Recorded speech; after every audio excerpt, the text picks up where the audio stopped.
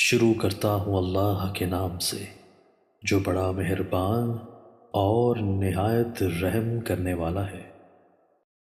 حضرت ابو ہریرہ رضی اللہ تعالیٰ عنہ سے مرفوع مروی ہے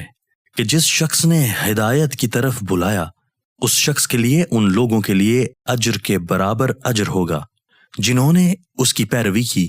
ان کے اجر میں سے کوئی چیز کم نہیں کی جائے گی، اور جس شخص نے گمراہی کی طرف بلایا اس پر ان لوگوں کے گناہوں کے برابر گناہ ہوگا جنہوں نے اس کی پیروی کی، ان کے گناہوں سے کچھ کم نہیں ہوگا۔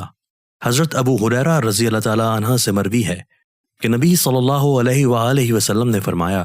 جسے یہ بات پسند ہو کہ وہ ایمان کا ذائقہ محسوس کرے تو کسی بھی شخص سے اللہ کے لیے محبت کرے۔